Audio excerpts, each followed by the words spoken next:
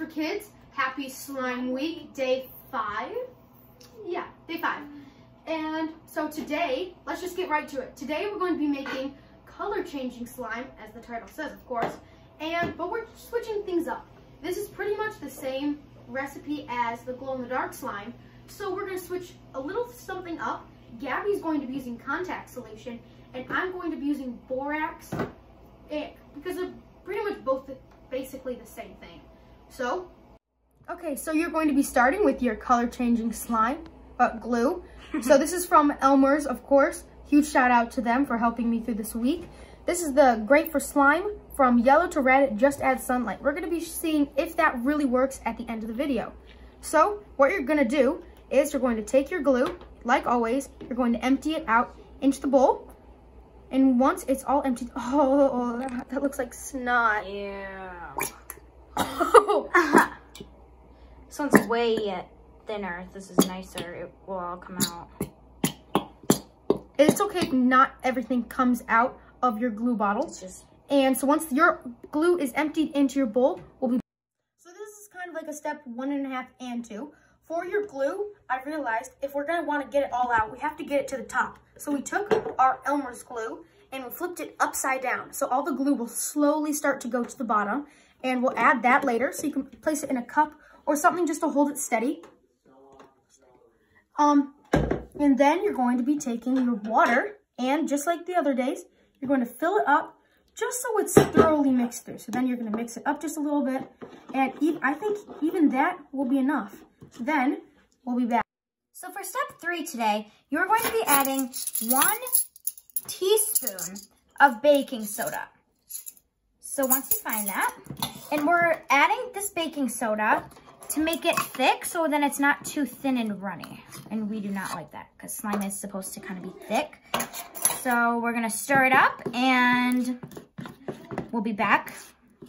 Okay, so for step 4, or 3.5 pretty much, you're gonna be taking the rest of your Elmer's glue bottle, and you're going to be emptying it into your bowl. Gabby cannot be filming the rest of the video with me, because something came up. She has a friend over right now, so... Once you have that, all that mixed up, I guess I'm just going to do the rest of the video with you guys. Once you have that all mixed up, we're going to see what works better, borax or contact solution. You can even try both if you want to. So we're going to pour in a little bit of borax. It doesn't take a lot of borax. Kind of shake that up, put that in, and I think that even just might be enough. Can you look in there? I just added a little bit. So we're going to mix this all up. And I think we're definitely going to need more. So you're just going to have to keep adding in more borax as you go. And the more and more borax you add, the thicker and thicker it will get. You can even do a solution of borax in water at the beginning. Oh, it's getting all chunky. It's not. Oh, look at it. It looks like, I don't even know. It just looks like all chunky. Okay, so I'm going to keep stirring this off camera.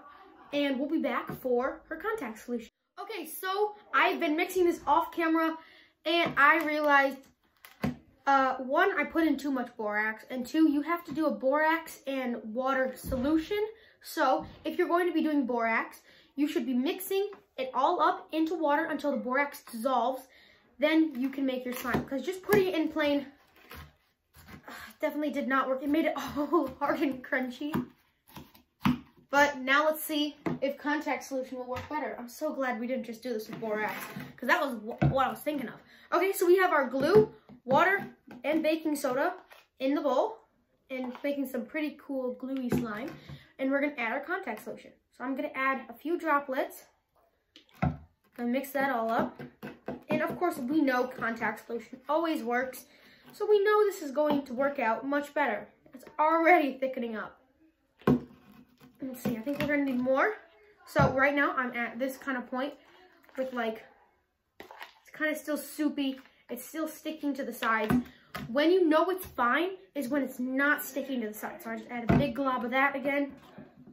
And you definitely want to add little by little so it does not get too hard and then won't stretch that well. Here we go. Here we go. Okay, so we're gonna mix this up. I'll show you the end result, and then we're gonna take it outside. Okay, so we are outside right now and it is already starting to change. I'm trying to cover it up so it doesn't change too much. So right here we have our yellowish slime and I'm outside and just playing with it outside, just letting it go into the sunlight. Secretly, it's not that sunny right now. The clouds are covering the sun. Looks like it's about to storm actually, but it's already changing to a reddish color. So we're just gonna let it sit here and let's see. Oh, look at that. It's already getting so dark. And then look at the other side's yellow, but this side's red. So I'm just gonna try to get the front red by letting that sit out. And we're gonna try, actually, let's try to get this whole thing done in time lapse, of course. So let's cut this to time lapse. Okay, so I found a trick. If you just put it on your hand, it gets the most sunlight absorbed because it's all spread out. And the bottom still is yellow. I don't think I can get it fully red until the sun's fully out. So you could always play around with it, but look at my hand, it's all red. But then underneath it, it's yellow. Because underneath the slime is not getting the sunlight that the top of it's getting. So what makes this change is the UV in the sun. So if you think of this, how you get tan is you sit out in the sun and you let the sun's rays absorb into your skin and then you tan. And it's just like this. The UV from the sun, which is what helps you tan, hits the slime and it then turns red. So when I'm playing with it, it's yellow, but then if I let it sit and absorb the sunlight, it turns red. So I think this one is actually really cool. It turned out really well and not sticky like at all and really stretchy. Might stick a little bit, but a trick is like if you have it stuck, you just go like this and you just quickly squeeze it and toss it to the other hand or just like stick it and the slime will stick to itself. So let's cut to the end, which I think wait, no, we gotta do slime precautions. Always be cautious when playing with slime.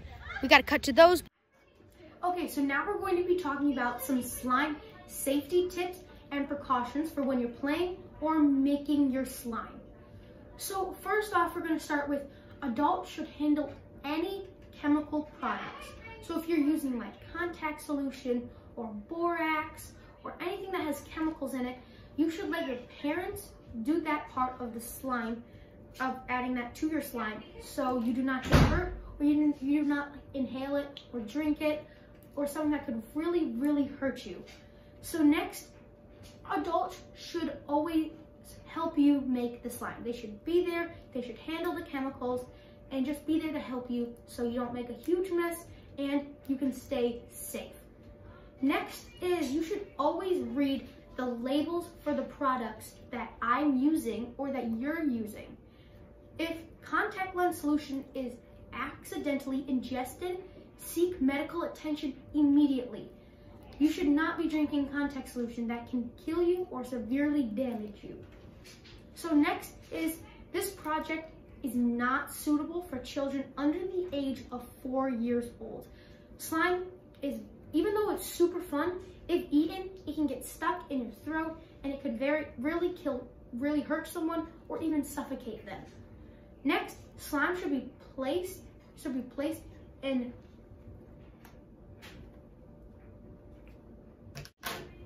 Next, slime should never be placed in the mouth. So, because you do not want to ingest it, because if this does have chemicals in it, so if you do eat it, it can really hurt you or make you sick or even kill you sometimes. Whoever knew slime could be so dangerous? Next is, this is really good for keeping your slime nice and clean and pretty, like how it starts. Always wash your hands before and after you use it. If you're using food coloring, the slime can dye your hands. Don't worry, it will come out. It will not stay there forever. But you should always wash your hands before and after you use the slime. If you notice any skin irritation, discontinue the use immediately. So if you have sensitive skin, you can wear gloves while playing with the slime.